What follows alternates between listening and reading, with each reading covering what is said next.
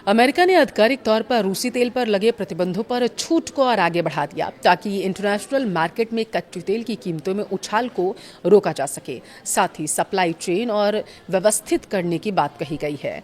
भारत जैसे देशों के लिए जो अपनी ऊर्जा जरूरतों के लिए रूस से रियायती दरों पर तेल आयात करते रहते हैं, यह खबर आर्थिक और रणनीतिक रूप से बेहद महत्वपूर्ण है उनके लिए। लेकिन सवाल ये है कि कहीं ये ट्रंप की कोई नई चाल तो नहीं है।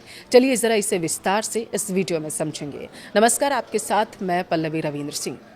देखिए, भले ही हॉर्मुज स्ट्रेट को अमेरिका की तरफ से खोला गया हो, लेकिन अभी भी पूरी दुनिया में तेल और गैस संकट काफ़ी गहरा है।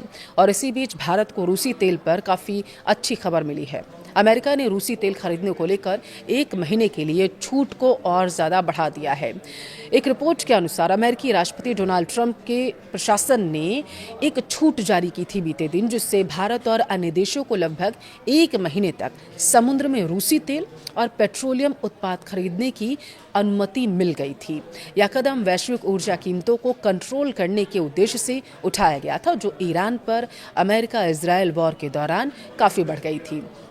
देखिए, अमेरिकी ट्रेजरी विभाग ने शुक्रवार देर रात अपनी वेबसाइट पर एक लाइसेंस पोस्ट किया था और इसके तहत देशों को शुक्रवार से लेकर के 16 मई तक जहाज़ों पर लदे रूसी तेल को खरीदने की परमिशन दे दी गई है। यह लाइसेंस प्रशासन के उस प्रयास का हिस्सा माना जा रहा है जिसका मकसद वैश्विक ऊर्जा कीमतों को कंट्रोल करना है। ये कीमतें ईरान पर अमेरिका इजरायल युद्ध के दौरान काफ़ी बढ़ गई हैं। यह लाइसेंस 30 दिवसीय उस छूट की जगह लेता है जो 11 अप्रैल को समाप्त हो गया था। इसमें ईरान, क्यूबा और उत्तर कोरिया से जुड़े लेन देन भी शामिल नहीं हैं। आयात के लिए इस छूट को बढ़ाने का मुद्दा भारत के विदेश सचिव की हालिया अमेरिका यात्रा के दौरान चर्चा में आया था, अगर आपको याद हो तो। अब ये पता चला है कि भारत अमेरिका के साथ रूसी तेल आयात पर छूट बढ़ाने के विषय पर बातचीत भी कर रहा था, क्योंकि पश्चिम एशिया में युद्ध के बाद सप्लाई चेन में बाधाएं आ गई थी। और यह विस्तार ट्रेजरी सचिव स्कॉट बेसेंट के उस बयान के 2 दिन बाद आया जिसमें उन्होंने कहा था कि वॉशिंगटन उस छूट को नवीनीकृत नहीं करेगा जिसके तहत देशों को अमेरिकी प्रतिबंधों का सामना किए बिना रूसी तेल खरीदने की अनुमति मिली हुई थी। देखिए, रूस के राष्ट्रपति के विशेष दूत किरिल दिमित्रियु ने कहा था कि पहली छूट से 100 मिलियन बैरल रूसी कच्चे तेल की सप्लाई फ्री हो जाएगी, जो लगभग 1 दिन के वैश्विक उत्पाद के बराबर है।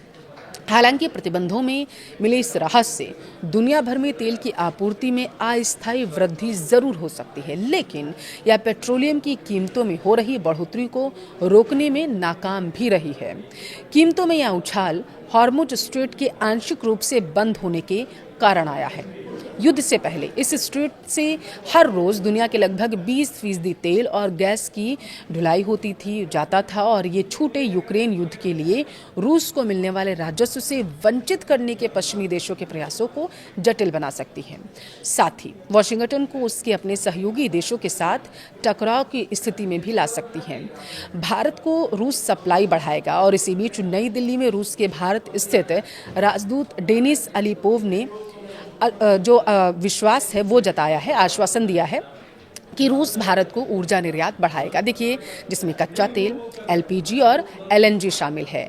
अलीपोव के अनुसार रूस ने भारत को तेल की आपूर्ति में उल्लेखनीय वृद्धि की है, और वह भारत की आवश्यकता के अनुसार किसी भी मात्रा में ऊर्जा संसाधनों की आपूर्ति जारी रखने के लिए तैयार है।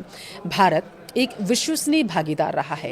यह एक अकाट्य तथ्य है, और पश्चिम के देशों के विपरीत भारत का दृष्टिकोण हमेशा से ही सुसंगत रहा है। मार्च में कितना खरीदा गया है रूस से तेल, आपको जरा सर वो बताएंगे। दरअसल एक यूरोपीय थिंक टैंक के डेटा से पता चला है कि मार्च में रूस से भारत का कच्चा तेल आयात तेजी से बढ़ा है। Centre for research on energy and clean air ने मंगलवार को बताया था कि मार्च में नई दिल्ली की मॉस्को से कच्चे तेल खरीद की फरवरी के 1.54 बिलियन डॉलर से बढ़कर 5.8 बिलियन डॉलर हो गई थी, जो 3 गुना से भी ज्यादा है। अब एक रिपोर्ट के अनुसार भारत ने मार्च में रूस से लगभग 371 मिलियन डॉलर का कोयला और 196 मिलियन डॉलर के तेल उत्पाद भी आयात किए थे। मार्च 2022 से नई दिल्ली रूसी तेल के लिए एक अहम बाजार बनकर उभर कर सामने आया था। 2024 में इसने लगभग 2 मिलियन बैरल प्रतिदिन खरीदा और पिछले साल की बात करें तो मॉस्को से लगभग $44 बिलियन का कच्चा तेल खरीदा गया था।